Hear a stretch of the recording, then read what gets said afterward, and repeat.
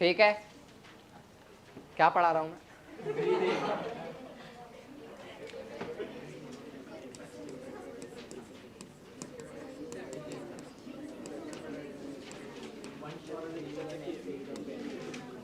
चलो पढ़कर आए साहब?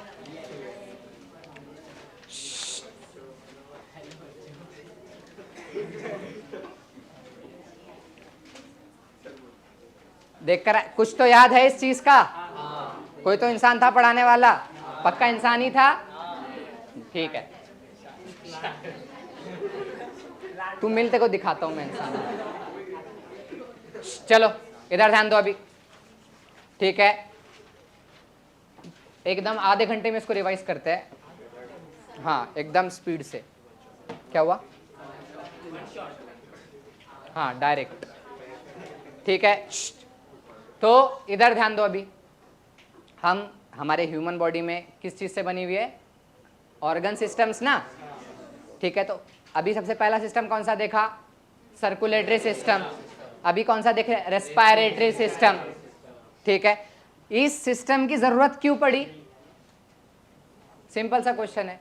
अरे कोई चीज ऐसी तो दे दी नहीं ना नेचर ने। हाँ एनर्जी लेने के लिए somewhat it is correct, he is way out of the line but he is correct, ठीक है। स्पेसिफिक आंसर, हमारे बॉडी को सरवाइव करने के लिए क्या चाहिए रहती है? Continue oxygen. ऑक्सीजन क्यों चाहिए होती है? एनर्जी बनाने के लिए। एनर्जी क्या है? एटीपी। तो एटीपी फॉर्मेशन के लिए क्या लगता है? ऑक्सीजन। और जितने भी कैटाबॉलिक प्रोसेसेस होते हैं उन सब का बाय प्रोडक्ट मोस्टली क्या होता है? कार्बन डाइऑक्साइड, ठीक है। तो ऑक्सीजन के सप्लाई के लिए और जो कंटिन्यूअसली कार्बन डाइऑक्साइड बन रहा है उसके रिमूवल के लिए हमारे बॉडी में क्या है? रेस्पिरेटरी सिस्टम, ठीक है। सो इसी हम एक्सचेंज ऑफ गैसेस को, oxygen from environment to the body and carbon dioxide from body to the environment, इस प्रोसेस को हम क्या बोलते हैं? Breathing, commonly called as respiration. कितने प्रोसेस होते हैं इसके अंदर? दो। एक होता है श्वास घेणे आणि, हाँ तो इंस्पिरेशन एंड एक्सपायरेशन, ठीक है। फिर अभी अब देखो इसमें जो छोटा हर चैप्टर के अंदर एनिमल किंगडम्स से इसको कोरिलेट किया है कि पिछले फाइलम्स में जो लोअर फाइलम्स है उसमें क्या क्या स्ट्रक्चर है, ठीक है। अब तुम लोगों ने एनिमल किंगडम पूरा पढ़ा हुआ है, अच्छे से पढ़ा है ना? याद है सबको? तो चलो बताओ, गिल्स किस में पाए जाते हैं? फिशेस में, ठीक है। पाइसेस में। गिल्स के बाद में और कौन सा स्ट्रक्चर होता है? लंग्स। तो लंग्स किस में पाए जाते हैं? सिर्फ मैमल्स में? टेरेस्ट्रियल्स में, ठीक है। एम्फीबियंस किसके थ्रू रेस्पिरेशन करते हैं? Skin, lungs and book gills and book, हाँ गिल्स भी इसमें काम करते हैं, ठीक है। सो गिल्स, स्किन एंड लंग्स, ये सारे स्ट्रक्चर पाए जाते हैं, ठीक है। और कुछ ऑर्गेनिज्म जो उनके moist cuticle, it is a part of skin जिसके थ्रू वो रेस्पिरेशन करते हैं, ठीक है। अभी ट्रैकियल ट्यूब्स किस में देखे? Arthropoda. Arthropoda it is the largest phylum of animal kingdom. Sorry लगा क्या? लग भी जाता तो क्या बोलता? Arthropoda is the largest phylum of animal kingdom. Why arthropoda is called as arthropoda? They have jointed appendages. Arthro means joint, poda means appendages. इसलिए इनको क्या बोलते हैं? jointed appendages, इसलिए इनको क्या बोलते हैं? arthropods. चलो थोड़ा सा एक रिवीजन ले लेते हैं इस चीज का भी। इनका एक्सोस्केलेटन किससे बना होता है? काइटिन से। इनका जो बॉडी कितने इसमें डिविजिबल होता है? 3। पहला head, thorax, abdomen. Sensory organs कौन कौन से होते हैं? पहला एंटीना, दूसरा आईज। आईज कितने टाइप के? 2, एक सिंपल, दूसरा कंपाउंड। आईज का जो बेसिक स्ट्रक्चर यूनिट है उसको क्या बोलते हैं? ओमेंटेडिया। क्या? ओमेंटेडिया। बैलेंसिंग ऑर्गन ओ से था या एस से था? क्या था वहां पे? 4 ऑप्शन एस से मिल जाना फिर। स्टैटो क्या? Statocyst.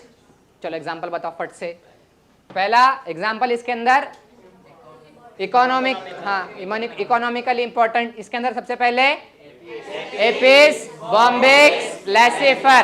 Apis Bombyx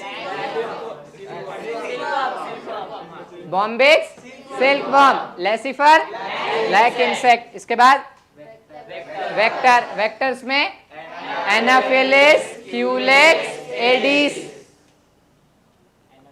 Anopheles Culex and Aedes.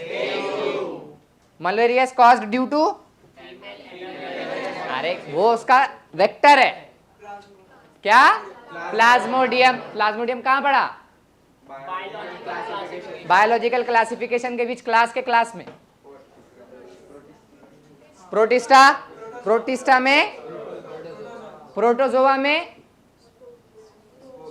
स्पोरोजोअन्स। Spore stage आता है ना उनके लाइफ में। ठीक है, इसके बाद दूसरा इसका एग्जांपल क्या है? Gregarious pest. क्या है? Locusta, locust. और living fossil Limulus king crab. ठीक है, हर चैप्टर में एनिमल किंगडम से उसको रिलेट किया गया है। ठीक है, फिर इसके बाद देखा था ह्यूमन रेस्पिरेटरी सिस्टम कहां से कहां तक होता है? पक्का देखो, human respiratory system begins at nostrils. Nostrils ये नाक के ऊपर के जो 2 ओपनिंग्स है, नाक के जो 2 ओपनिंग्स है लिप्स के ऊपर, किसी के बड़े होते हैं किसी के छोटे होते हैं। ठीक है, नॉस्ट्रिल से हाँ शुरू होता है and ends to the alveoli. ठीक है, चलो बताओ पाथवे बताओ। नॉस्ट्रिल, नॉस्ट्रिल से नेजल पैसेज, फिर नेजल कैविटी या नेजल चैम्बर? Nasal cavity. इससे नेजोफेरिंग्स। फेरिंग्स, फेरिंग्स क्या होता है? Common portion for food and windpipe. तो विंड पाइप के ओपनिंग पे क्या होता है? वो क्या होता है? फ्लैप है। कैसे बना हुआ है? कार्टिलेज। तो cartilaginous flap called as epiglottis which prevents the entry of food into the glottis which is the cavity of opening of windpipe और trachea। फिर pharynx से, अरे आवाज, लैरिंग्स क्या है? हाँ रुक जा, लैरिंग्स को क्या बोलते हैं हम? Sound box. मेरी आवाज तुम तक पहुंच रही है किसके वजह से?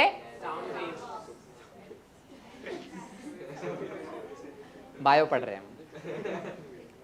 ठीक है, सो लैरिंग्स साउंड बॉक्स होता है, वहां पर वो वाइब्रेट होता है जिसकी वजह से साउंड प्रोड्यूस होता है। अगर वो वाइब्रेशन ही रुक जाए तो आवाज आएगी क्या? नहीं आएगी।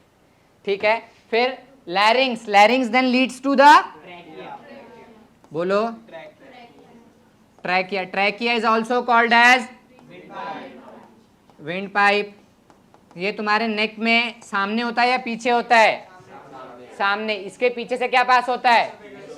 ईसोफेगस। क्या हुआ? अब इधर ध्यान दो, फट जल्दी से बताओ। ट्रैकिया का डिवीजन कहां पर होता है?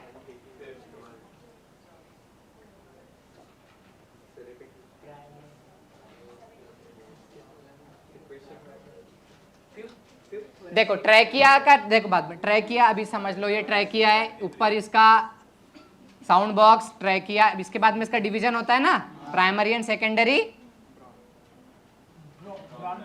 प्राइमरी एंड सेकेंडरी ब्रोंकाई, फिर बाद में टर्शरी ब्रोंकाई, और इसके बाद में इनिशियल एंड टर्मिनल ब्रोंकायोल्स, और फिर बाद में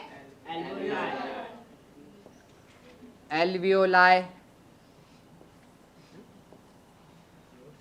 ठीक है, तो ट्रैकिया का division primary and secondary bronchi में किस लेवल पर होता है? कहां पर? Fifth thoracic vertebrae. अब बताओ फिफ्थ, अब वर्टिब्री कितने नंबर का बोलेगी उसको? थोरैसिक नहीं दिया हुआ है, एट विच वर्टिब्रल लेवल, ऐसी क्वेश्चन दिया हुआ है। देखो ऑप्शन देता हूं मैं,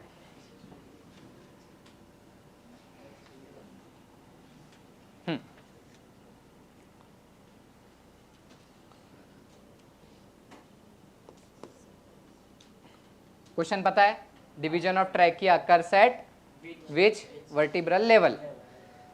पहला है फिफ्थ, दूसरा है एट्थ, तीसरा है 12, चौथा है 15। कितने बच्चों का आंसर है फिफ्थ?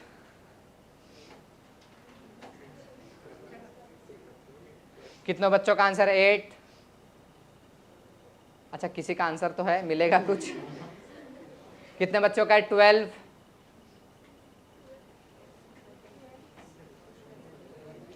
Majority wins. कितने बच्चों का है 15? अरे बाकी का कुछ है भी या नहीं?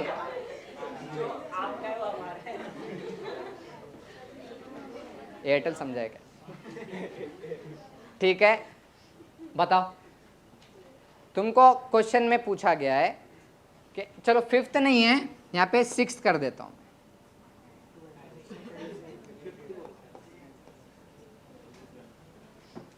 फिर division of trachea occurs into the primary and secondary bronchi occurs at the level of which vertebrae? Option 6, 8, 12, 15।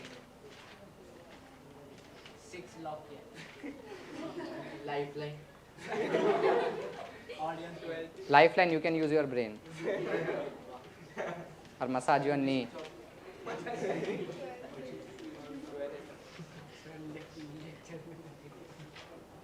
बोलो 6 कितनों को लगता है?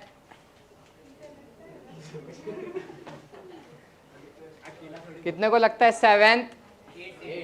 हाँ सॉरी 8। हाँ ठीक। कितने को लगता है 12? 12 कितनों का आंसर है? तुमको इसका आंसर निकालना पड़ेगा लोकोमोशन से रिलेट करके। लोकोमोशन में पढ़ा चुका हूं, ये भी पढ़ा चुका हूं, लेकिन फिर भी डबल पढ़ा रहा हूं। पागल हूं ना मैं इसलिए। बताओ, या मैं खड़े करके पूछूं?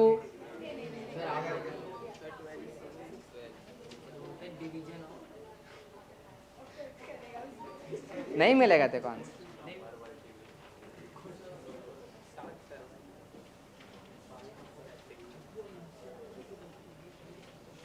अच्छा ठीक है, पूछ। बुक में कितना दिया हुआ है? फिफ्थ अरे कितना दिया वो तो बताओ। Fifth thoracic vertebrae. ठीक है, अब वर्टिब्रल कॉलम डिवीजन कैसा है? पहला नेक के पास से ये सर्वाइकल। सर्वाइकल कितने होते हैं? 7। अब यहां पर अगर थोरैसिक मेंशन नहीं किया है, मतलब कहां से काउंट हो रहा है? सर्वाइकल से। पूरा वर्टिब्रल कॉलम से काउंट हो रहा है। सर्वाइकल के कितने आ जाएंगे? 7। और थोरैसिक के कितने लेवल पे हो रहा है? 5। तो 7 और 5 12। तो आंसर क्या आएगा? क्या क्वेश्चंस इजी है? इजी था ये, इतना कि उस टाइम पे दिमाग में आने होना। और इसीलिए कंपटीशन ज़्यादा होने के बावजूद भी रिजल्ट सिर्फ 10 से 15% का लगता है, मतलब क्वालिफिकेशन रेट शायद, मतलब अराउंड अभी बढ़ गया होगा तो पता नहीं, क्योंकि क्वेश्चंस बहुत ज़्यादा सिंपल होते हैं। एग्जामिनर तुम्हारा प्रेजेंस ऑफ माइंड देखता है वहाँ पर। ठीक है, चलो आगे बढ़ते हैं अभी। तो ट्रैकिया का division into primary and secondary bronchi occurs at fifth thoracic vertebrae. फिर उसके बाद में primary bronchi, secondary bronchi, tertiary bronchi and initial bronchi. तो अभी मैं सब एक साथ कंबाइन करके क्या लिखूंगा, इनिशियल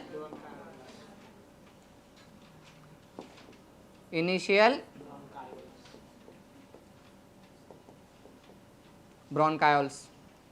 ठीक है, from trachea to the initial bronchioles there is a presence of incomplete cartilaginous and C-shaped ring. Is it true or false? जो इनकम्प्लीट कार्टिलेजिनस रिंग्स होते हैं, देखो ये दिख रहे हैं यहाँ से, तुमको दिख रहे हो, अपने अपने फील करो यहाँ पर। जो यहाँ पर जो दिख रहा है ना, एक सी शेप तुमको रिंग दिख रहा है, तो यहाँ तो तुमको पूरा कंप्लीटली दिख रहा है, इनकम्प्लीट कहाँ से हो रहा है फिर? अरे सी इनकम्प्लीट यहाँ पर मतलब ऐसे एक रिंग दिख रहा है, फील हो रहा है, पैल्पेट हो रहा है।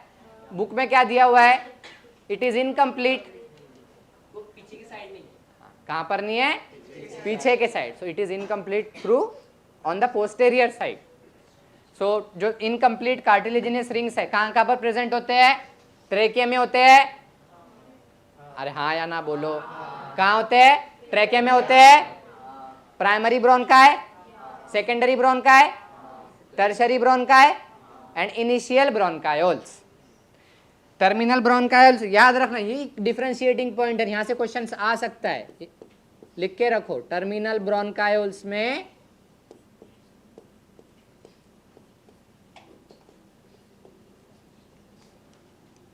नो रिंग्स, टर्मिनल ब्रोंकाइल्स में कोई रिंग नहीं होता है। ठीक है, इसके बाद टर्मिनल ब्रोंकाइल्स किस में ओपन होते हैं,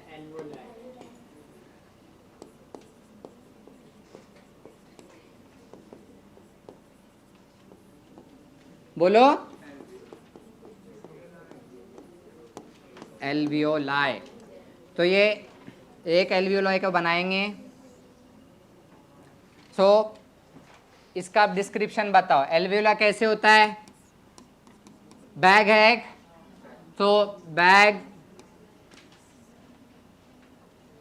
ठीक है, इसका वॉल थिन होगा या थिक होगा, थिन वॉल्ड,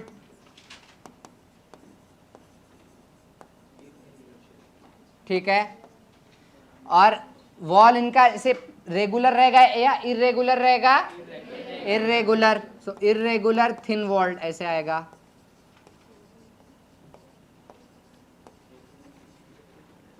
ठीक है, अब बताओ ये वेस्क्यूलराइज्ड रहेगा या नॉन वेस्क्यूलर रहेगा, क्यों, क्या सिग्निफिकेंस है?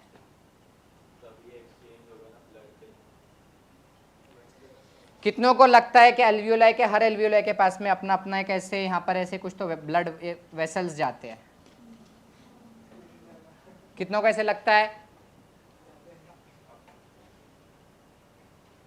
बाकियों को कुछ नहीं लगता? ठीक है,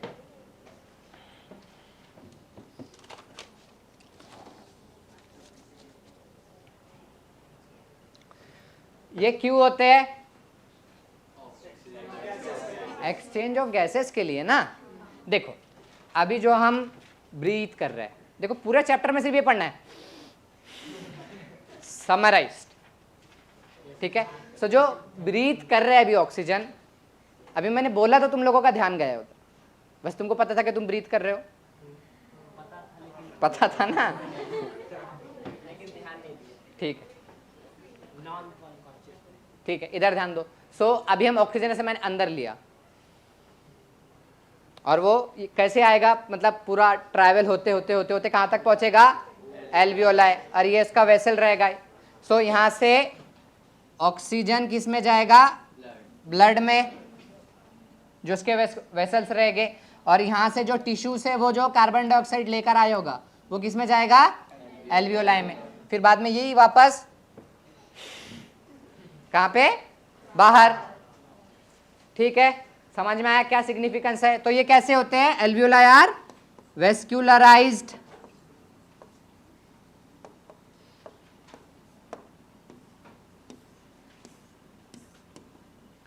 सो व्हाट एल्वियोला के कैरेक्टरिस्टिक क्या है?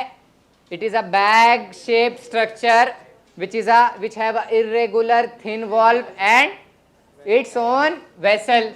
So it is a vascularized, irregular and thin walled bag shaped structure which is arised from terminal bronchioles.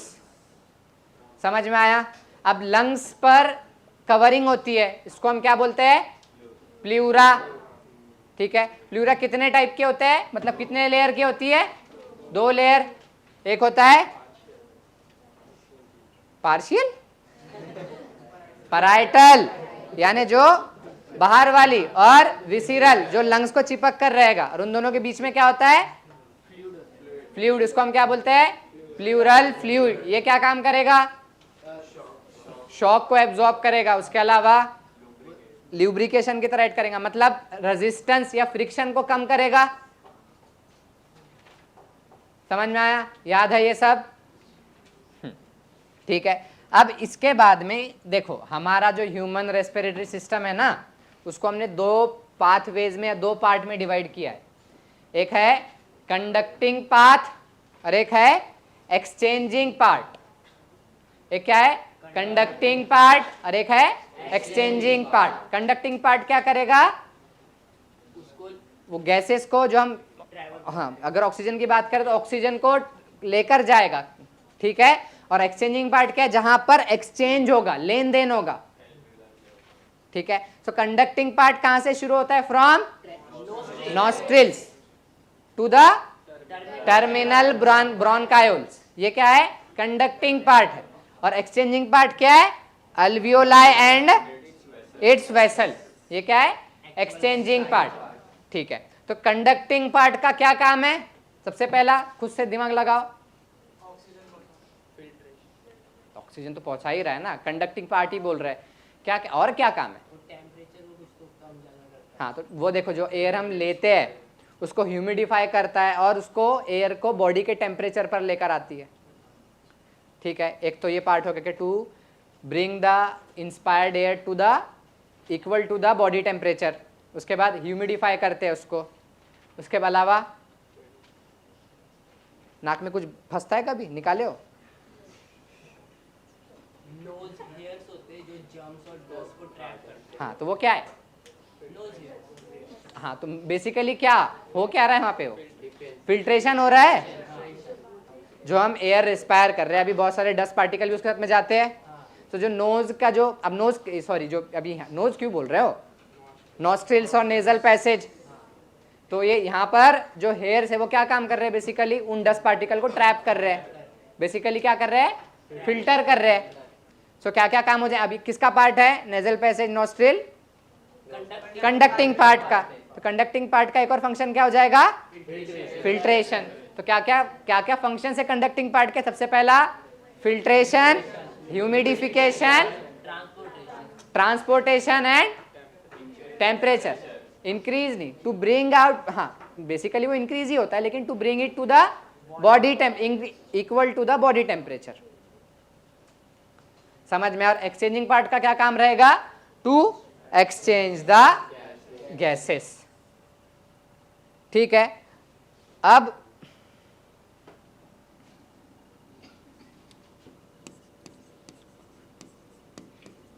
Lungs कहां पर होते हैं? ये कहां पर होते हैं? थोरैसिक केज में ना। थोरैसिक केज, थोरैसिक चेंबर एक ही है क्या? थोरैसिक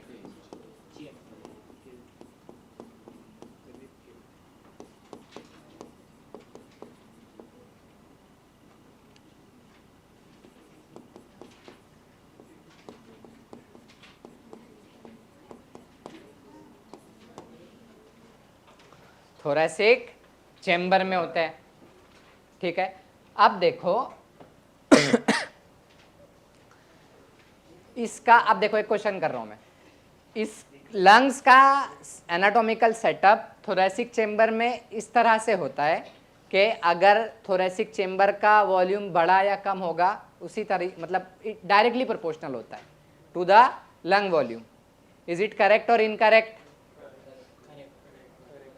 करेक्ट है या इनकरेक्ट है? क्यों? उसका एनाटॉमिकल सेटअप वैसा है। अरे सिंपल है ना। तो एनाटॉमिकल सेटअप लंग्स का थोरेसिक चेंबर में कैसे है? Directly proportional to the thoracic volume of thoracic chamber. ठीक है, अगर थोरेसिक चेंबर का वॉल्यूम बढ़ा तो ऑटोमेटिकली लंग्स का वॉल्यूम बढ़ेगा। ठीक है, हाँ। इसके अलावा बॉयल्स लॉ बताओ। प्रेशर इज, वही है ना,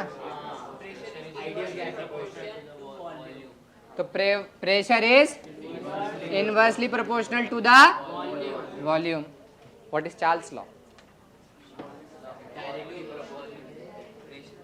अब ये उल्टा, directly proportional to where velocity is, ठीक है, इधर ध्यान दो। सो ये चीज इतना तुमको पता ही है, अगर वॉल्यूम बढ़ा तो प्रेशर क्या होगा? कम होगा, और अगर वॉल्यूम कम हुआ तो प्रेशर क्या होगा? बढ़ेगा। बेस्ट एग्जांपल कैसे लेके समझोगे? जैसे कि आर्टरी और वेन्स। इतना भी नहीं, बलून, फुग्गा। ठीक है, अगर तुम उसको बाहर से दबाओगे तो वॉल्यूम क्या कर रहे हो तुम? डिक्रीज कर रहे हो। उसकी प्रेशर क्या हो रहा है उसके अंदर गैसेस का? इंक्रीज। और एक सर्टेन लिमिट से ज्यादा दबाओगे तो फट जाएगा ना। ठीक है, तो अभी हाँ, थोरेसिक चेंबर के कंपोनेंट्स क्या है? Anteriorly it is made up of, anteriorly मतलब बताया ना मैंने, एंटेरियर मतलब सामने, पोस्टीरियर मतलब पीछे, लैटरल मतलब away from body, and medial मतलब टूवर्ड्स द बॉडी, सुपेरियर मतलब ऊपर के साइड में ना, और इंफीरियर मतलब नीचे के साइड। ठीक है, और ये सब मतलब किस रिलेशन में? एनाटॉमिकल पोजीशन कैसे होती है? मैं जैसे खड़ा हूं, तो थोरेसिक चेंबर एंटेरियरली बताओ, स्टर्नम, हाँ, पोस्टेरियरली वर्टिब्रल कॉलम, पोस्टेरियरली, इसके बाद लैटरली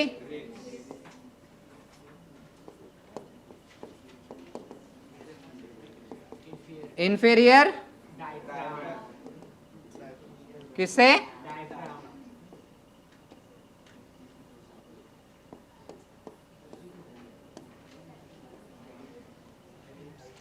ठीक है, थोरेसिक चेंबर के इन सारे कंपोनेंट से बना होता है, और थोरेसिक चेंबर का वॉल्यूम अगर बढ़ेगा तो लंग्स का वॉल्यूम बढ़ेगा, वॉल्यूम बढ़ेगा तो प्रेशर कम होगा, और लंग्स का वॉल्यूम अगर कम होगा, सॉरी, थोरेसिक चेंबर का वॉल्यूम अगर कम होगा तो लंग्स का वॉल्यूम कम होगा और प्रेशर बढ़ेगा। सब इसी चीज का सारा खेल है। ठीक है, अभी स्टेप्स इन रेस्पिरेशन बताओ। सबसे पहले रेस्पिरेशन में स्टेप्स कितने हो गए? सबसे पहले तो उसको हम क्या बोलते हैं? Pulmonary ventilation. तो पहला स्टेप क्या हो जाएगा? स्टेप 1 क्या हो जाएगा?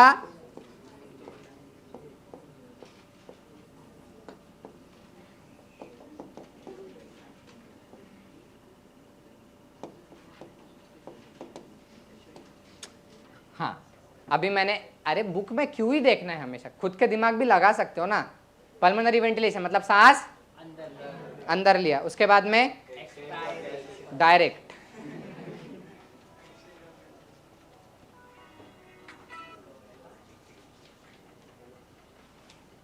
उसके बाद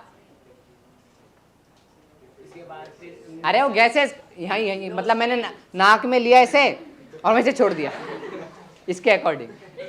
pulmonary ventilation and expiration. Low speed with national पैस हाँ, तो उसको क्या बोलेंगे हम? कंडक्टिंग कंडक्शन ना। तो transport of gases to the कहां तक? एल्वियोलाई। स्टेप 2 क्या हो जाएगा? Transport to the alveoli. फिर स्टेप 3 क्या होगा? एक्सचेंज एल्वियोलाई पे क्या होता है? एक्सचेंज।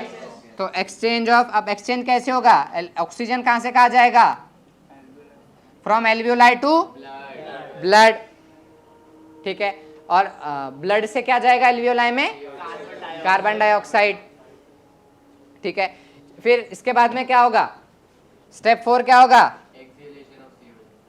अरे तो ये ऑक्सीजन का वहीं पड़ा रहेगा।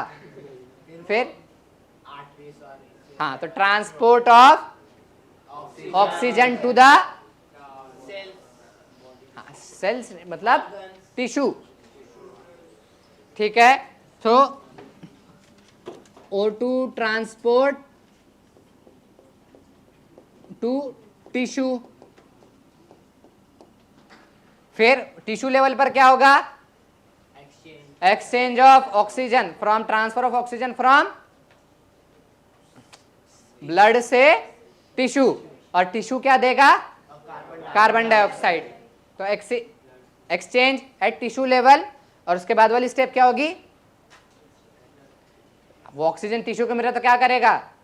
यूज करेगा हाँ, सो कैटाबॉल हाँ, तो कैटाबॉलिक रिएक्शन में ऑक्सीजन यूज होगा to yield the energy. Simple procedures है। ठीक है, तो ये सारे क्या आ जाएंगे? स्टेप्स हो जाएंगे। ठीक है, इसके बाद देखा था मैकेनिज्म।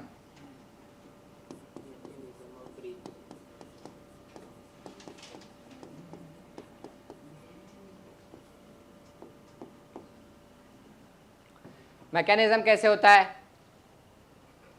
प्रेशर ग्रेडियंट हाँ, एक चीज सिंपल, क्या क्या क्रिएट होता है? प्रेशर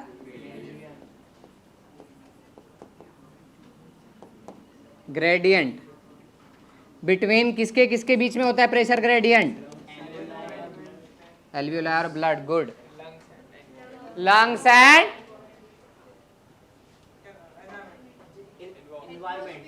एटमॉस्फेयर और environment. So pressure gradient between lungs and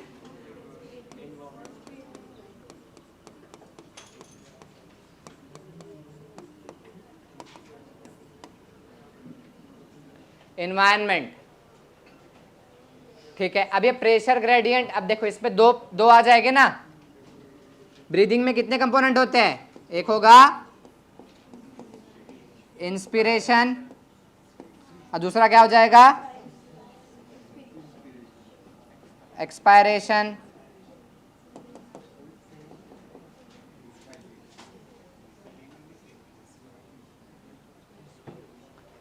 इधर इंस्पिरेशन।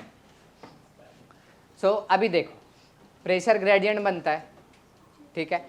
इसके बाद इसके अलावा हमेशा जो मूवमेंट होगा from higher pressure to lower pressure, ये ध्यान में रखना। कहां से कहां तक के होगा? From higher pressure to lower pressure. अब इंस्पिरेशन कब होगा? अब प्रेशर ग्रेडियंट मतलब लंग्स में प्रेशर कैसा रहना चाहिए? कम, इन्वायरमेंट में ज्यादा। तो अब फिर तभी तो वो हायर से लोअर जाएगा, मतलब इंस्पिरेशन होगा। और एक्सपिरेशन कब होगा? When the pressure in inside the lungs is more compared to atmosphere, तो फिर वो हायर से लोअर जाएगा। समझ में आया? तो इंस्पिरेशन के टाइम पर क्या होता है बताओ? यहां पर इंस्पिरेशन के लिए अगर इंस्पिरेशन करवाना है बॉडी को, तो बॉडी क्या करती है? लंग बेसिकली क्या होना चाहिए? लंग्स का वॉल्यूम बढ़ना चाहिए, कम होना चाहिए? बढ़ेगा, तब प्रेशर क्या होगा? कम होगा, और तब प्रेशर ग्रेडियंट बनेगा किस किस के बीच में? Environment and lungs. Where pressure gradient कैसा रहेगा? वेयर द जो एनवायरमेंटल प्रेशर है वो क्या रहेगा? हाई, और इंट्रापल्मोनरी प्रेशर कैसे रहेगा? लो। इंट्रापल्मोनरी प्रेशर मतलब हाँ लंग्स के अंदर का प्रेशर, ठीक है। तो लंग्स के, अब लंग्स का एक्सपांशन कैसे होगा? अभी तुमको बताया मैंने, थोरेसिक चैम्बर का एक्सपांशन करने से। थोरेसिक चैम्बर का एक्सपांशन कैसे होगा? Diaphragm will contract and sternum and intercostal muscle, हाँ external and internal intercostal muscles जो हमारे दो रिब्स के बीच में रहेंगे, वो क्या होते हैं? उनका फॉरवर्ड मूवमेंट होता है। हाँ, स्टर्नम का forward movement and diaphragm will contract. इसकी वजह से ओवरऑल थोरेसिक चैम्बर का वॉल्यूम क्या होगा? बढ़ेगा। इन टर्न्स इसकी वजह से लंग्स का हाँ वॉल्यूम बढ़ेगा और प्रेशर कम होगा।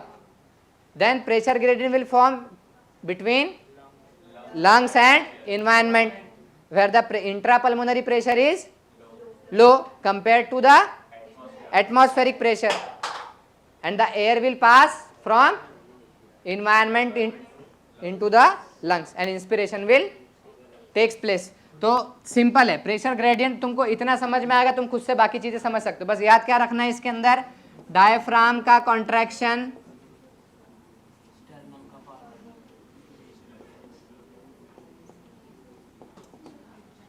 and forward movement of sternum and बोलो intercostal muscles।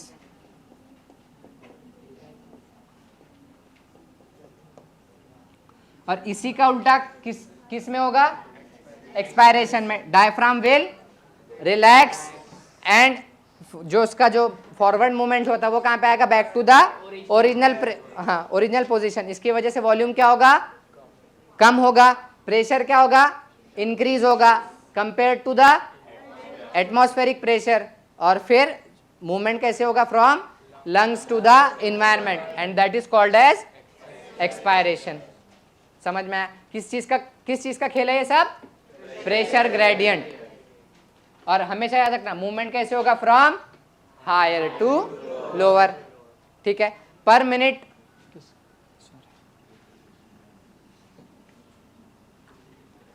हाँ पर मिनट कितना नॉर्मल रेस्पिरेशन रेट कितना है? कितना है? 12 to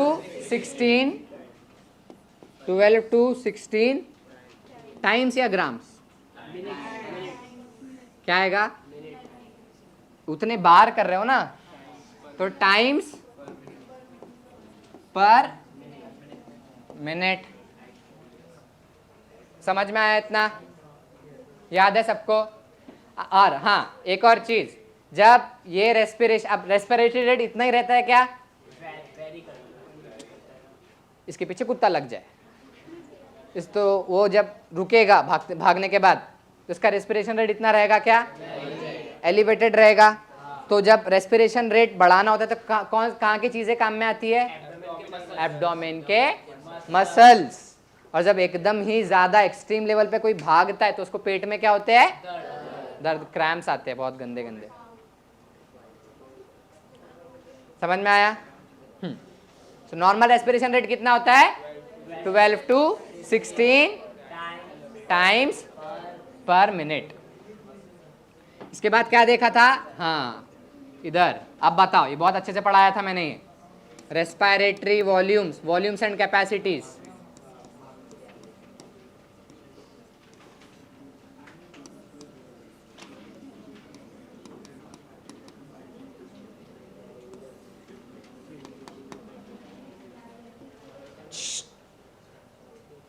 respiratory volumes and capacities. Either तुमको फॉर्मूले से तुम डेफिनेशन निकालो या डेफिनेशन से फॉर्मूला निकालो, इट इज़ योर चॉइस। तुमको ऑलरेडी मैंने पढ़ाया था ये सब, ठीक है। तो सबसे पहला वॉल्यूम बताओ। पहला ये क्या है? टीवी मतलब सब ऊपर देखेंगे, दोनों ऊपर देख। पहला कौन सा है? Tidal volume. What is tidal volume? अरे डेफिनेशन इतना बुक में देख के जरूरत नहीं. इन योर ओन वर्ड्स क्या समझते हो तुम, मतलब क्या समझते हो टाइडल वॉल्यूम से तुम? अमाउंट ऑफ एयर टेकन, कितना तुमने सांस लिया, एक्सपायर किया अंडर नॉर्मल रेस्पिरेशन, जैसे अभी तुम लोग बैठे बैठे कर रहे हो, जिससे तुम वाकिफ नहीं हो.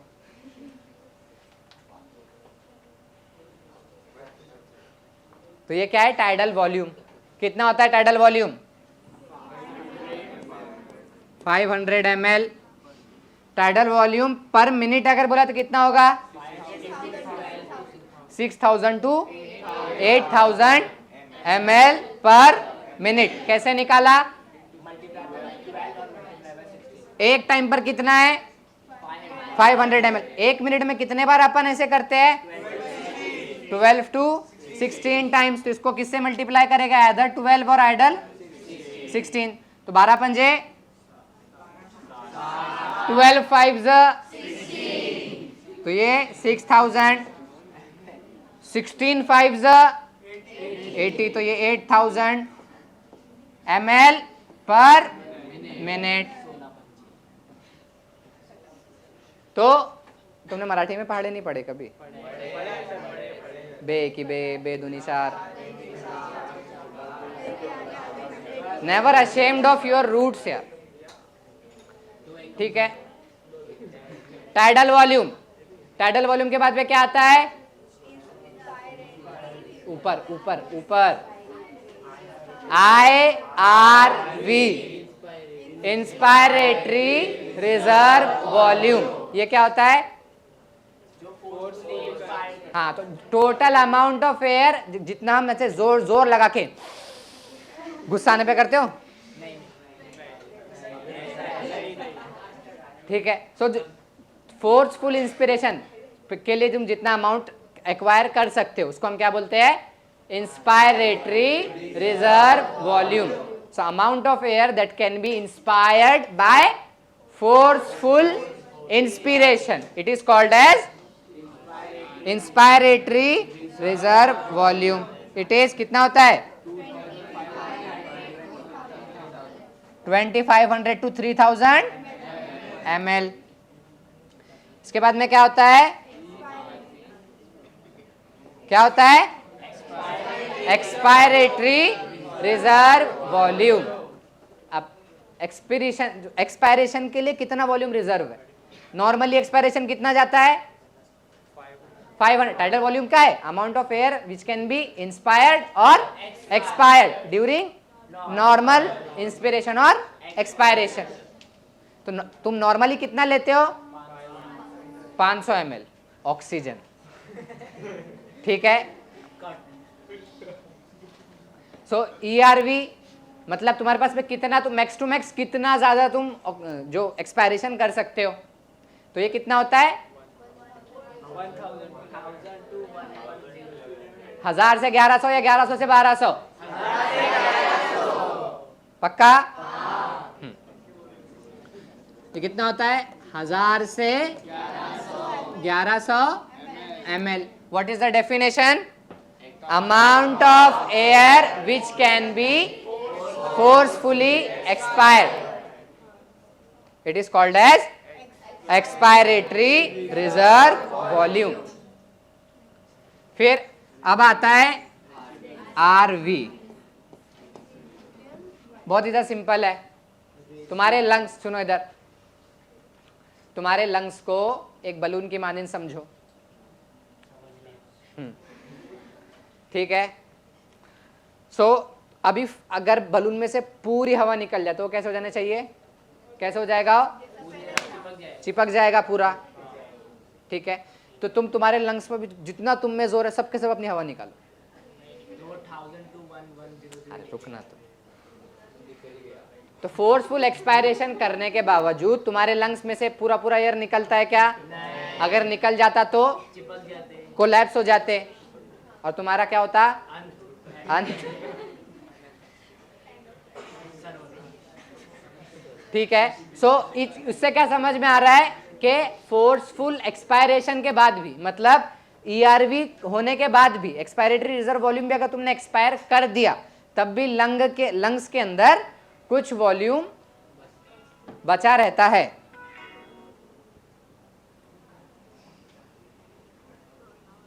Excuse me,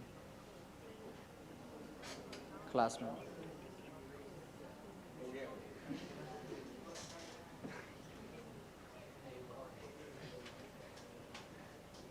sorry. सो आरवी क्या होता है?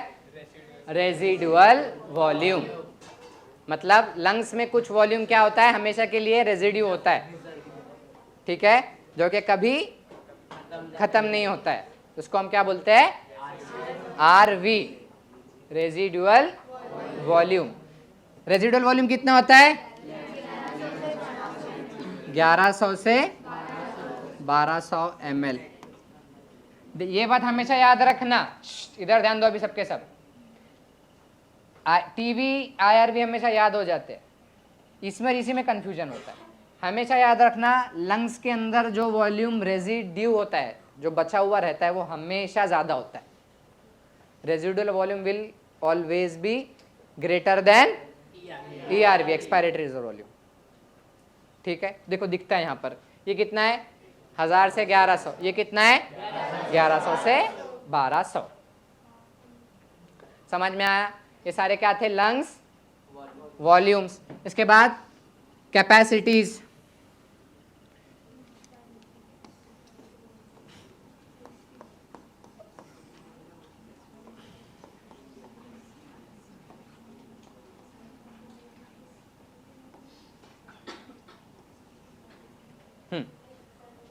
तुमको ये 4 वैल्यूज पता है।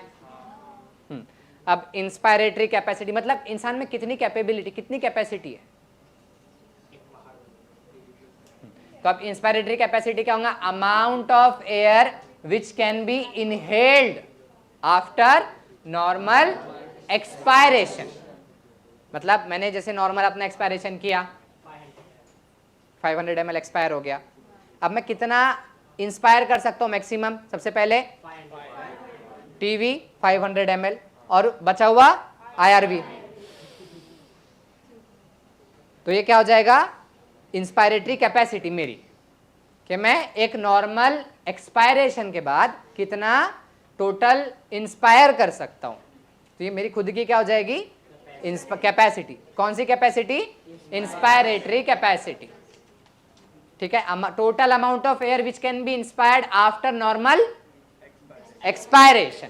और यहां पर एक्सपायरेटरी कैपेसिटी क्या होगा? Total amount of air which can be expired after normal inspiration. समझ में आया? सो आईसी क्या हो जाएगा? TV plus IRV. तुम फॉर्मूले से खुद भी खुद निकाल सकते हो, टीवी प्लस आईआरवी। फॉर्मूला याद रहो तो इससे भी डेफिनेशन निकाल सकते हैं कि टीवी और आईआरवी लेना है, तो उसके लिए पहले टीवी को छोड़ना पड़ेगा ना। तो amount of air which can be inspired after normal expiration. Normal expiration के बाद में तुम क्या क्या ले सकते हो? टीवी और आईआरवी। यहां पर क्या आ जाएगा? TV plus ERV. एक्सपायर मेरी कितना मेरे अंदर कैपेसिटी के मैं टोटल वॉल्यूम कितना ऐसे एक्सपायर कर सकूं, क्या हो जाएगा? जैसे normal expiration, sorry normal inspiration के बाद है ना, एक्सपायरेटरी कैपेसिटी उल्टा, नॉर्मल इंस्पिरेशन तो मैंने पहले इंस्पायर किया, नॉर्मल इंस्पिरेशन हो गया। अब इसके बाद में मैं कितना टोटल एक्सपायर कर सकता हूं, उसी को हम क्या बोलेंगे? मेरी कैपेसिटी, एक्सपायरेटरी कैपेसिटी। तो क्या क्या एक्सपायर कर सकूंगा मैं? सबसे पहले टीवी और फिर ईआरवी। इसको कभी मैं एक्सपायर कर पाऊंगा? तुम लोग कर पाओगे? तो टीवी प्लस ईआरवी। अब बचता है vital capacity, functional residual capacity. Functional residual capacity क्या होता है? अरे हाँ वो भूल गया मैं, sorry. Functional residual capacity, vital capacity and total lung capacity.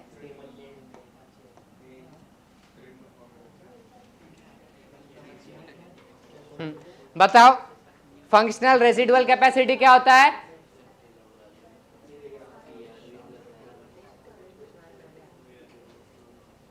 बोलो। तो ERV देखो सिंपल है, कैसे याद रखोगे? तुम लोगों को अगर तुम्हारा नॉर्मल एक्सपायरेशन कर लिया, जैसे नॉर्मल, तो अभी तुमने तो कोई ऑक्सीजन लिया नहीं अंदर, ले रहे हो क्या? अभी रुको सबके सब, ठीक है, नॉर्मल एक्सपायरेशन करो। अब रुक जाओ 10 सेकंड के लिए, इतनी शांति। हाँ अब लो सांस। सो ये जो 10 सेकंड के अंदर, 10 सेकंड तक तुमने कोई ऑक्सीजन अंदर लिया, तुम उससे मरे क्या? आइडियली तो मरना चाहिए ना, तुम साथ ऑक्सीजन ही नहीं प्रोवाइड कर रहे हो, कुछ सफोकेशन महसूस होना चाहिए थे। मरना तो थोड़ा बहुत ज्यादा हो जा रहा है, एक्सट्रीम हो जा रहा है। सफोकेशन तुमको महसूस हुआ थोड़ा बहुत? नहीं हुआ। क्यों? क्योंकि हमारे पास में अभी जो तुम्हारे लंग्स में एक्सपायरेटरी रिजर्व वॉल्यूम था वो तुम लोग नहीं एक्सपायर किए थे ना, तो वो उसमें से यूज हो रहा था, ठीक है। सो फंक्शनल देखो, फंक्शनल मतलब लंग्स फंक्शन कर रहे हैं, रेसिडुअल मतलब जो बचा हुआ है कैपेसिटी, तो मतलब ये क्या हो जाएगा? जब मैं अपना नॉर्मल एक्सपायरेशन के बाद में लंग्स में कितना वॉल्यूम बचता है उसको हम क्या बोलेंगे? Functional residual capacity.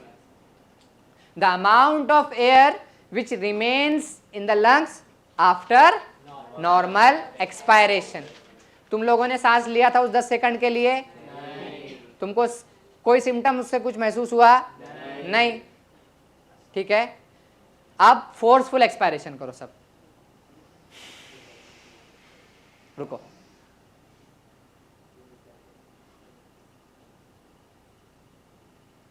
Chupke Chupke सांस ले रहे हो तो तुमको थोड़ा बहुत ऐसे सफोकेशन फील हुआ, बिकॉज तुमने ERV का कुछ हिस्सा एक्सपायर कर दिया था। समझ में आया? तो फंक्शनल नाम के अंदर ही है, फंक्शनल रेजिडुअल कैपेसिटी। सो ये क्या हो जाएगा? Amount of air which remains inside the lungs even after normal expiration.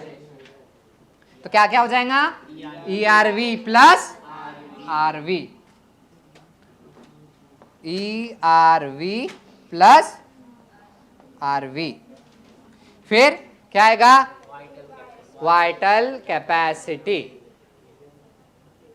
Vital capacity क्या होता है?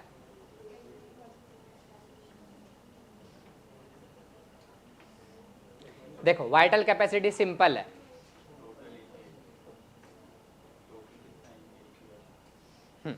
टोटल इनहेल कितना किया या फिर टोटल एक्सेल कितना किया? So total amount of air which can be inspired after forceful expiration. अब पूरा तुम्हारा ERV तक छोड़ दो, अब और अपना पूरा दम लगा के अपन इनहेल करो। सोचो, सोचते हुए जाओ स्टेप वाइज, ठीक है। तो क्या क्या इंस्पायर किया तुम लोगों ने? सबसे पहले हाँ, अरे तो टीवी तो लास्ट में आएगा ना, तो ERV तक छोड़ दिया तूने, तो पहले ERV भरेगा ना, तो ERV plus IRV plus TV, तो क्या आ जाएगा? Vital capacity TV plus IRV plus ERV। ऐसे भी याद रख सकते, जिसके देखो वाइटल, अगर कभी भूल जाओ कि वाइटल कैपेसिटी क्या होता है, तो वाइटल इसमें अल्टर, अल आ रहा है, वाइटल से अल्टर मतलब जिस वो कैपेसिटीज जिनको तुम अल्टर कर सकते हो। अब ऐसे जरूरी है कि 500 ही तुम हमेशा इंस्पायरेटरी, टाइडल बॉल में 500 ही होता है। तुम रुक गया मैं, तो खुद के हाथ में है ERV, रुक गया ERV पूरा अब अपने हाथ में है ना, हम अल्टर कर सकते हैं। समझ में आया? सो लेकिन रेजिडुअल वॉल्यूम को तुम छू सकते हो क्या? छू कर भी वापस नहीं आ सकते हो। सो अब ये कैपेसिटीज कैसी है? सॉरी ये वॉल्यूम्स कैसे जिनको तुम अल्टर कर सकते हो, जिनको कंट्रोल कर सकते हो। समझ में आया? कभी भूल जाओ तो कैसे याद रखोगे? वाइटल अल्टर कि वो फिर अब 4 कैपेसिटी 4 वॉल्यूम्स है उनको लिख लेने का, फिर सोचने का। अब तुमको एक बार फॉर्मूला मिल गया, तुम खुद से उसका डेफिनेशन बना सकते हो। TV plus IRV plus ERV कब ले सकते हो? देखो TV plus IRV plus ERV, अब ये सबको तुमको अंदर लेना है, मतलब इन सबको तुमको छोड़ना भी पड़ेगा ना। मतलब फोर्सफुल एक्सपायरेशन के बाद में तुम कितना अमाउंट ऑफ एयर ले सकते हो, तो क्या क्या हो जाएगा? TV plus IRV plus ER। समझ में आ गया? Vital capacity. अब देखो total lung capacity, forceful expiration करो, sorry forceful inspiration my bad, forceful inspiration करो। अरे तो आफ्टर फोर्सफुल एक्सपायरेशन के बाद में इंस्पिरेशन करना था, इसलिए मैंने बोला। ठीक है, फोर्सफुल इंस्पिरेशन किया, रुक जाओ, क्या क्या बचा है, क्या क्या है लंग्स में? ये ये है, अरे ERV है क्या सबका अपने अपने पास? IRV है क्या?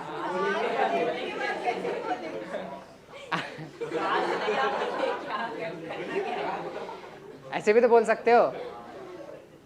सो टोटल लंग कैपेसिटी मतलब आफ्टर फोर्सफुल इंस्पिरेशन कितना अमाउंट ऑफ एयर अक्यूमुलेट होता है। तो क्या क्या बचेगा, क्या क्या रहेगा? RV रहेगा, ERV रहेगा, IRV रहेगा,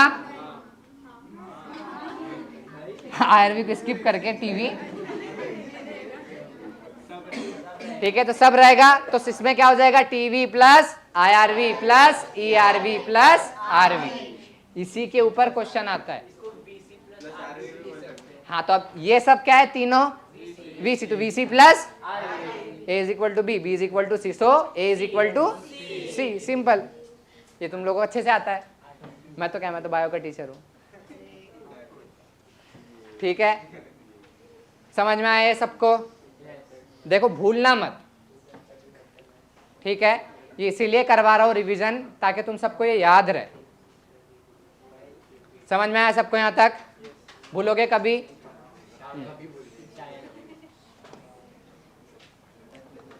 अब इसके बाद आता है एक्सचेंज ऑफ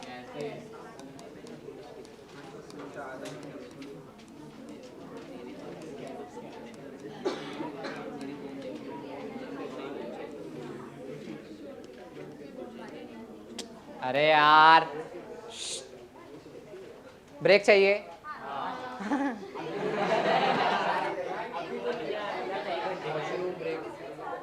डेढ़ घंटा हुआ है तुम लोगों को बैठे से। ब्रेक चाहिए? ये कंप्लीट कर लो चले जाओ, मतलब चैप्टर कंप्लीट कर लो चले जाओ।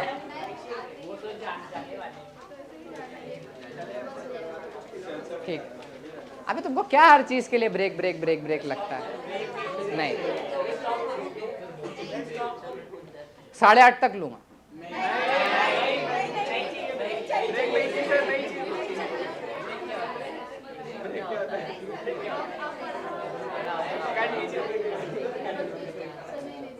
कितनों को ब्रेक चाहिए?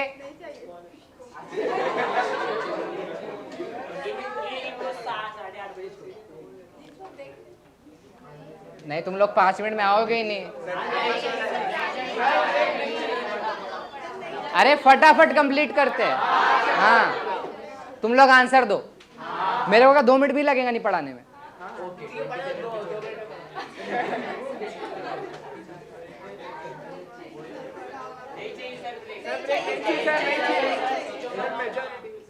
हाँ, मेजोरिटी विंस, लेट्स वोट। किसनों को चाहिए?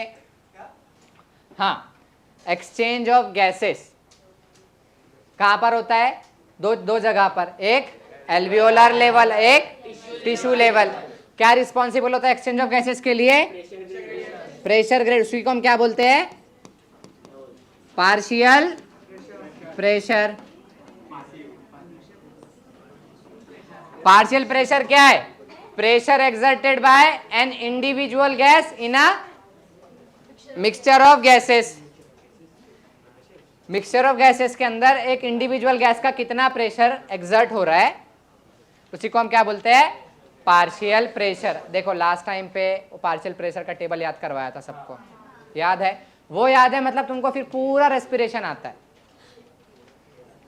ठीक है, अब देखो पार्शियल प्रेशर ऑफ क्या आएगा पहले, O2, फिर पार्शियल प्रेशर ऑफ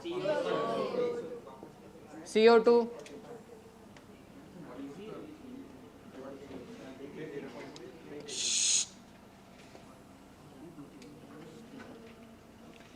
हाँ ऑक्सीजन कहां से लेते हैं, एटमॉस्फेयर। देखो ये टेबल अगर आता है तो एटमॉस्फेयर, फिर एटमॉस्फेयर के बाद कहां पर जाता है वो गैस, एल्वियोलाई, फिर कहा, तो वहां पर जो एल्वियोलाई के पास में जो ब्लड आता है वो किस चीज के लिए आता है, ऑक्सीजनेशन के लिए। तो वो कैसे होता है, डीऑक्सीजनेटेड ब्लड। तो ब्लड कैसे होता है, वो डीऑक्सीजनेटेड। फिर वही ब्लड का ऑक्सीजनेशन के बाद वो कैसे हो जाता है, ब्लड कैसे हो जाता है, ऑक्सीजनेटेड ब्लड। फिर उसके बाद वो ब्लड कहां जाता है, टिश्यू, फिर टिश्यू से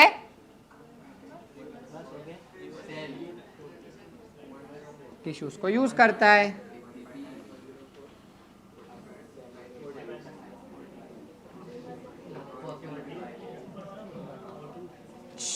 चलो इधर ध्यान दो अभी।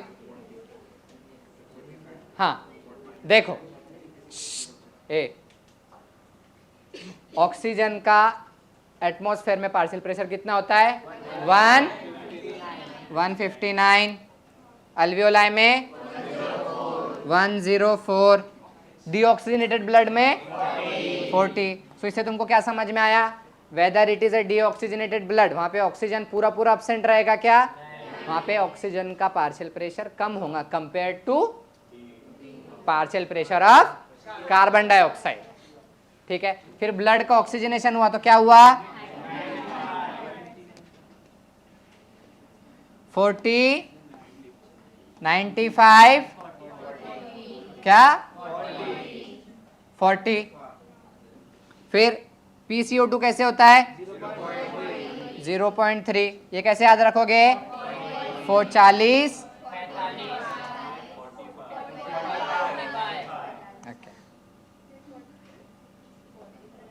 45, 40, 45। अब देखो पार्शियल प्रेशर अभी तुमको बताया था, इधर ध्यान दो, इसी से तुमको समझ में आ जाएगा कि प्रेशर, हायर प्रेशर से लोअर प्रेशर, प्रेशर ग्रेडियंट कैसे होता है।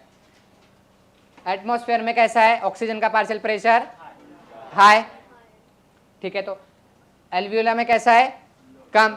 तो ऑक्सीजन एटमॉस्फेयर से कहाँ आया, एल्वियोलाई में, ठीक है। फिर एल्वियोलाई पे जो ब्लड आया डीऑक्सीजनेटेड ब्लड, उसमें ऑक्सीजन का पार्शियल प्रेशर कैसे था, कम था। फिर वो वहां से किस में गया, ब्लड में गया।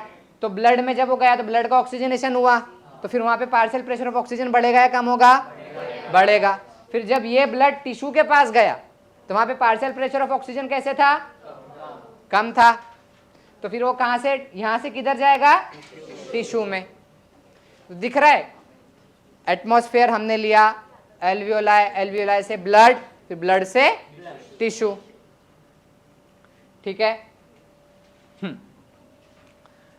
अब यहां से देखो कार्बन डाइऑक्साइड का, देखो टिश्यू में कार्बन डाइऑक्साइड का पार्शियल प्रेशर कैसा था, 45। ऑक्सीजनेटेड ब्लड में कार्बन डाइऑक्साइड का 40। जो ब्लड आया उसमें से फिर कार्बन, टिश्यू क्या करेगा, अपना कार्बन डाइऑक्साइड इधर देगा, ठीक है। फिर यहाँ से ऑक्सीजनेटेड ब्लड उसके कहाँ पे जाएगा, मतलब उसका डीऑक्सीजनेशन हो जा रहा है ना, तो फिर यहाँ पे ब्लड के अंदर, डीऑक्सीजनेटेड ब्लड के अंदर बढ़ेगा 45। फिर एल्वियोलाई में कितना है, 40। ब्लड में, डीऑक्सीजनेटेड ब्लड में कितना है, 45। तो एल्वियोलर लेवल पर कार्बन डाइऑक्साइड ब्लड से किस में जाएगा, एल्वियोलाई में। अब एल्वियोलाई में कितना है, 40। एटमॉस्फेयर में कितना है, तो फिर वो कार्बन डाइऑक्साइड कैसे जाएगा, एटमॉस्फेयर में। As simple as that. समझ में आया? ये टेबल और कैपेसिटीज जिसको याद है उसको पूरा पूरा वो आता है रेस्पिरेशन। समझ में आया? ये टेबल सबको याद है, कैसे भी याद करो। देखो अगर तुम समझ कर लोगे तो भी याद रहेगा, रट्टा मार लोगे तो भी याद रहेगा, लेकिन रट्टा मारने के बाद समझ उसको मतलब जब पढ़ोगे तो तुमको खुद ब खुद कंसेप्ट से समझ में आ जाएगा। ठीक है, समझ में आया?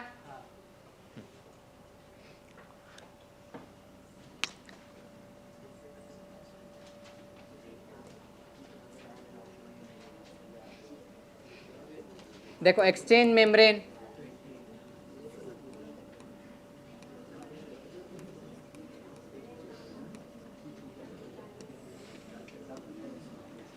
ये क्या है?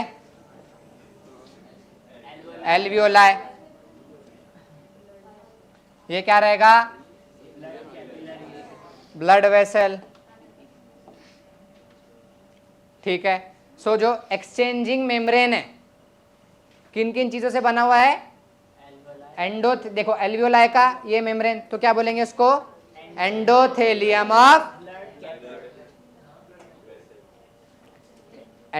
ब्लड वेसल आएगा, एपिथेलियम ऑफ ब्लड वेसल आएगा। क्या आएगा? Endothelium of blood vessel. And इसका एल्वियोलाई का एपिथेलियल ऑफ एल्वियोलाई। तो देखो ये क्या आ जाएगा? एपिथेलियम। ये क्या आ जाएगा? ये वाला पोर्शन एंडोथेलियम।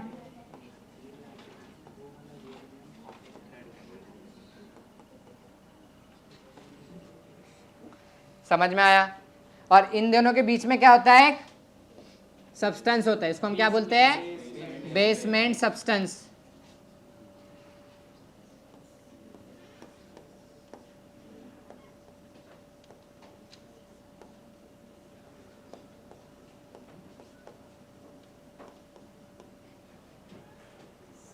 सो एक्सचेंजिंग मेम्ब्रेन है वो कितने चीज से बना हुआ है? बोलो पहला, epithelium of alveoli, endothelium of alveolar capillaries या blood capillaries, and basement membrane in between, basement substance in between these two. समझ में आया? इसका थिकनेस कितना होता है? लेस देन 1 mm, mm यानी मिलीमीटर। देखो इतना 1 mm इतना बारीक होता है, और उसी की वजह से पॉसिबल होता है, इतना जो कम थिकनेस है इसी की वजह से पॉसिबल होता है कि डिफ्यूजन हो पाए इजीली। समझ में आया? जितना थिन मेम्ब्रेन रहेगा उतना इजी क्रॉसिंग हो पाएगा। समझ में आया?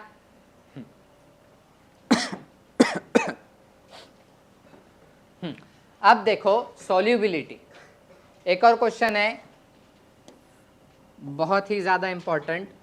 देखो सॉल्युबिलिटी से मतलब डिसॉल्व होना ना, से सॉल्युबल होना। तो ब्लड में solubility of CO2 is 25 times higher than O2। ये सेंटेंस रट लो। कार्बन डाइऑक्साइड का जो सॉल्युबिलिटी होता है ऑक्सीजन के कंपेयर में वो 25 टाइम्स ज्यादा होता है। Solubility of CO2 is 25 times higher than oxygen. इतना ध्यान रखो, ठीक है? अब देखो ज्यादा सॉल्युबल कौन है? Carbon dioxide. तो कार्बन डाइऑक्साइड का जो डिफ्यूजन है या जो एक्सचेंज है वो ऑक्सीजन से कैसा रहेगा? ज्यादा रहेगा। सो कंपेयर टू ऑक्सीजन इसका जो ट्रांसपोर्ट होता है कार्बन डाइऑक्साइड का वो क्या होता है?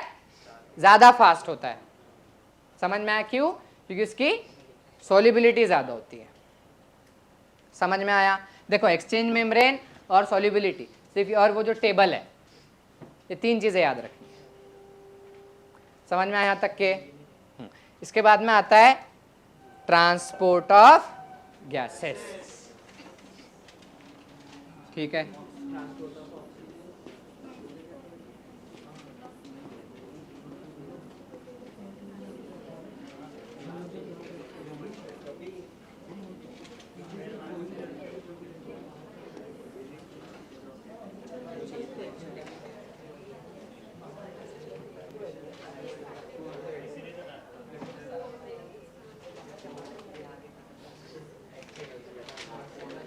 इधर ट्रांसपोर्ट ऑफ गैसेस, कितने गैसेस है? दो है। एक क्या है? ऑक्सीजन। दूसरा क्या है? Carbon dioxide. ठीक है, ऑक्सीजन का ट्रांसपोर्ट कितने पाथवेज से होता है? दो। एक कैसे होगा? आरबीसी, एचबी, ये कितने परसेंट होता है? 97%। और थ्रू प्लाज्मा, प्लाज्मा भी क्या? डिसॉल्व स्टेट में। CO2 का ट्रांसपोर्ट कितने पाथवेज से होता है? 3। हीमोग्लोबिन के थ्रू कितने परसेंट? 20 to 25% around.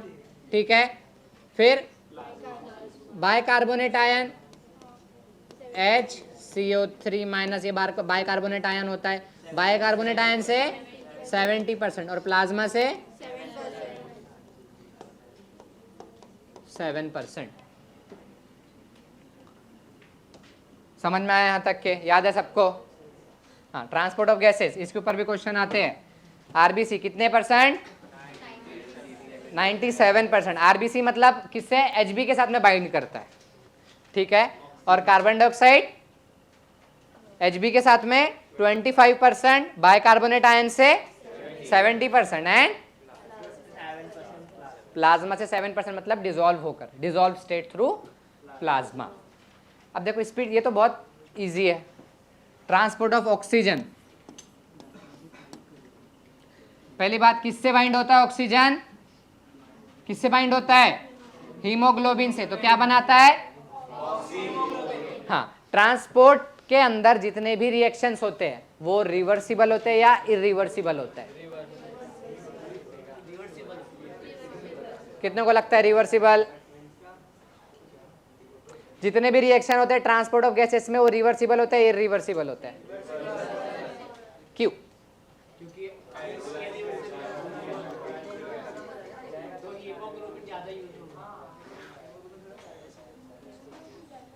अगर इरिवर्सिबल मतलब कि उसको फिर से नहीं कर सकते। मतलब अगर हीमोग्लोबिन और ऑक्सीजन मिक्स हो गए, ऑक्सीजन हीमोग्लोबिन बन गया, हाँ, तो फिर से सेपरेट नहीं हो सकता। मतलब इरिवर्सिबल। अरे कोई भी रिएक्शन एक तो फॉरवर्ड डायरेक्शन में जाती है ना हमेशा, लेकिन रिवर्सिबल ये क्या होते हैं? इरिवर्सिबल होते हैं। तुम लोगों ने दूध के अंदर चाय और शक्कर और पत्ती डाल कर चाय जब बनाई, सॉरी हाँ, चाय पत्ती और शक्कर डाल के जब चाय बनाई हीट देकर, ठीक है, उसको ठंडा करने पे वापस दूध शक्कर पत्ती मिलता है क्या तुमको? नहीं। तो वो रिएक्शन कैसा हो गया? इरिवर्सिबल। ठीक है, वो वापस बैक टू द जो हमारे प्रोडक्ट्स है वो नहीं मिलते हैं हमें। तो ऐसी रिएक्शंस को हम क्या बोलते हैं? इरिवर्सिबल। लेकिन अगर ये जो रिएक्शन है अगर वो इरिवर्सिबल हो जाए, ठीक है, जैसे O2 Hb के साथ में बाइंड करके क्या बनाएगा? Oxy haemoglobin. और ये समझ लो for an example thought process के अंदर ऐसे ही मैं समझो कि ये इरिवर्सिबल है, तो फिर बॉडी को हीमोग्लोबिन ज्यादा लगेगा। उससे क्या होगा? ब्लड के अंदर हीमोग्लोबिन बढ़ाना पड़ेगा। अरे सिंपल सा आंसर है। अगर ये रिएक्शन इरिवर्सिबल हुई, Hb ऑक्सीजन Hb के साथ में बाइंड हो गया और वो ऑक्सीजन को रिलीज ही नहीं कर पा रहा है, तो क्या काम का? टिश्यू को ऑक्सीजन मिलेगा? तो अगर ये रिएक्शन रिवर्सिबल नहीं रही, यानी अगर इरिवर्सिबल रहती है, तो मतलब हम मर जाएंगे बेसिकली देखा जाए तो। हमें कुछ ऐसा सेपरेट बनाना पड़ेगा जिसमें हम Hb को भी, या फिर तुम अब ऐसे डायमेंशन में जाना पड़ेगा जहाँ पे ऑक्सीजन यूज ही ना होता हो। Hb के साथ यूज कर सकते हैं। हाँ, समझ में आया? सो जितने भी रिएक्शन है ट्रांसपोर्ट ऑफ गैसेस में वो कैसे रहेंगे? हमेशा रिवर्सिबल रिएक्शंस रहेंगे। ठीक है।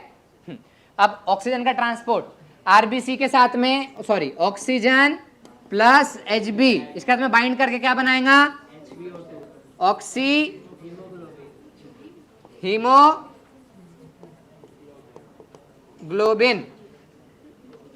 ऑक्सी हीमोग्लोबिन कहां पर बनता है? कहां पर बनेगा? लंग्स लेवल, लंग पर या टिश्यू पर? लंग्स में, एल्वियोलाई में। ठीक है। अब ये बाइंडिंग के लिए फैक्टर्स क्या क्या रिस्पॉन्सिबल है ऑक्सी हीमोग्लोबिन फॉर्मेशन के लिए? हाँ, partial pressure of oxygen alveoli पे कैसे होगा? हाई। ब्लड में कैसे होगा?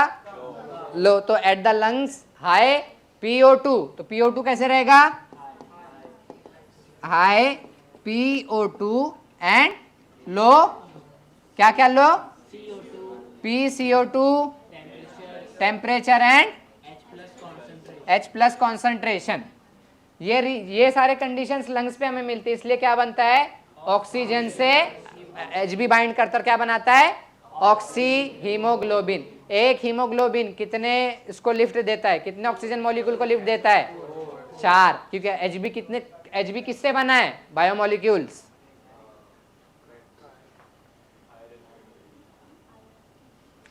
हीमोग्लोबिन क्या है? Iron containing protein. प्रोटीन है। हाँ, तो प्रोटीन चेन से बना होगा। तो कैसे chain? 2 alpha chain, 2 alpha chain and 2 beta chain. तो 2 alpha chain, 2 molecule, 2 beta chain, 2 molecule, total 4 molecule in single Hb can carry. इससे क्या बनेगा? Oxy haemoglobin at lungs. Condition क्या है? High PO2, low PCO2, temperature and H+ ion concentration. फिर जब ये कहां पर जाएगा? टिश्यू लेवल पर, तो वहां पे कंडीशंस कैसे है?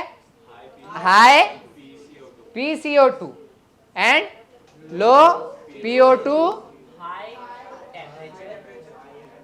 High temperature and high H+ ion concentration.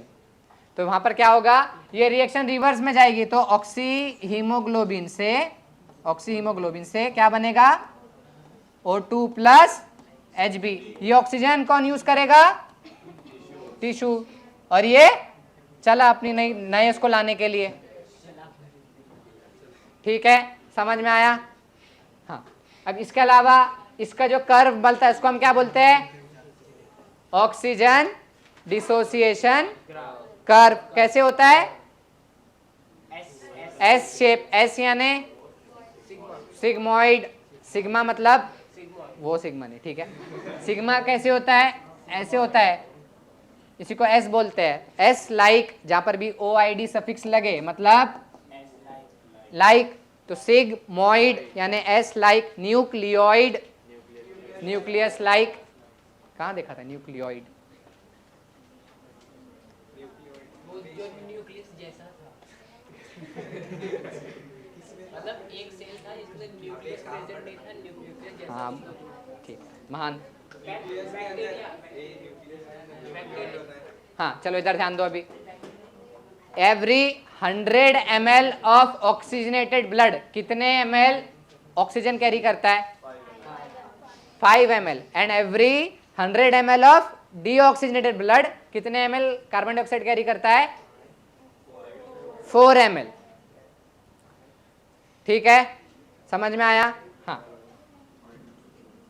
चलो जल्दी जल्दी बताओ। आप कार्बन डाइऑक्साइड का ट्रांसपोर्ट सबसे पहले किसके साथ में होता है? Hb। अब इधर ध्यान दो, ऑक्सीजन हीमोग्लोबिन के साथ बाइंड हुआ तो क्या बना? Oxy haemoglobin. तो कार्बन डाइऑक्साइड जब हीमोग्लोबिन के साथ बाइंड होगा तो क्या बनेगा? कार्बोक्सी। क्या बनेगा? Carb amino haemoglobin. ये कितने % होता है?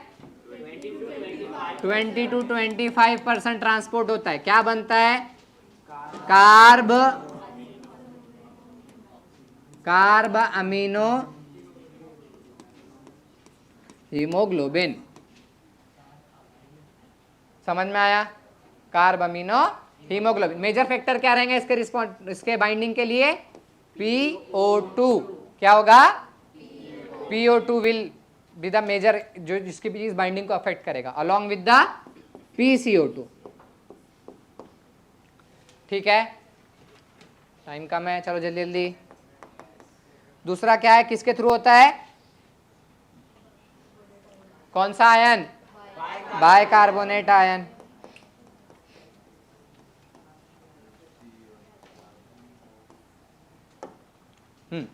अब एक चीज समझो इधर, बाइकार्बोनेट आयन मतलब देखो H2O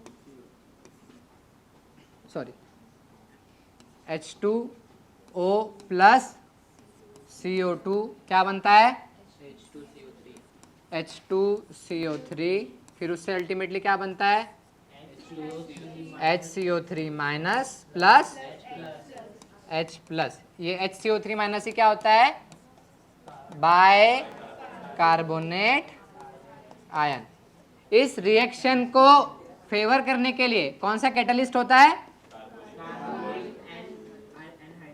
कार्बोनिक अनहाइड्रेस। अब इधर ध्यान दो, देखो कार्बोनिक अनहाइड्रेस कहां पर होता है?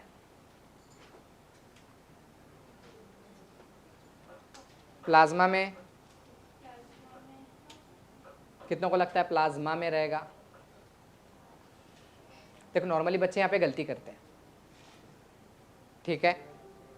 बुक में क्या दिया हुआ है कि 20 to 25% HB के थ्रू होता है, बाकी बाइकार्बोनेट आयन। तो बच्चे क्या समझते हैं कि क्वेश्चन अगर ऐसे आ जाए तो क्या समझ के क्या लगेगा कि भाई HB मतलब RBC। ऑप्शन रहेगा प्लाज्मा, RBC और कोई दूसरे दो अलग ऑप्शन रहेंगे, तो तुमको क्या लगेगा? प्लाज्मा ना मोस्टली। लेकिन कैसे रहता है कि देखो RBC क्या है? सेल है, तो उसमें उसका मेम्ब्रेन रहेगा, साइटोप्लाज्म रहेगा, न्यूक्लियस नहीं रहेगा, और HB रहेगा, ठीक है।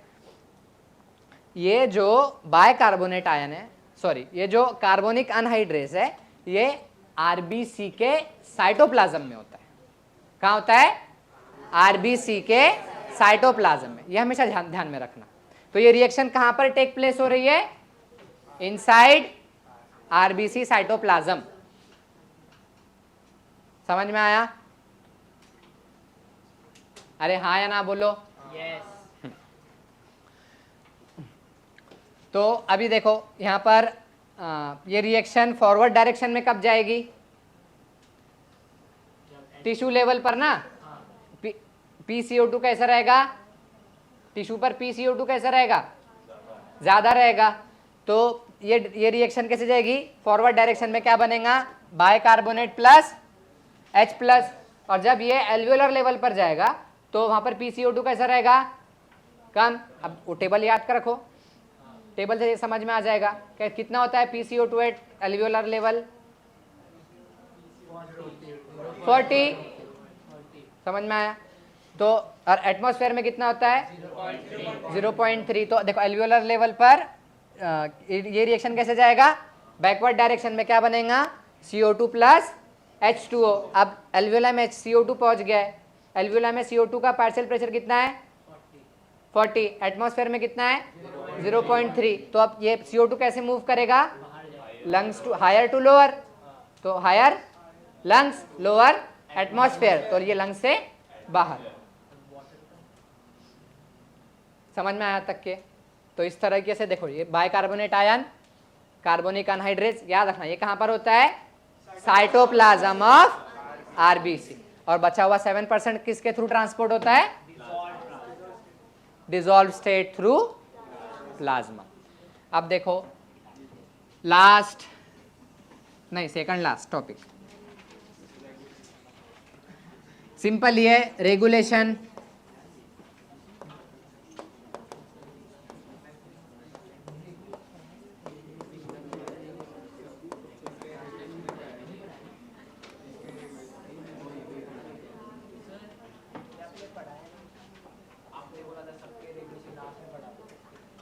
अरे हाँ तो चलो ना, अभी क्या ही है। समझ में नहीं आएगा? टाइम लगेगा। कितने चाहते कि ये पढ़ाऊं, कितने नहीं चाहते कि ये पढ़ाऊं? अभी सबके हाथ उठेंगे ना? ठीक है, डिसीजेस।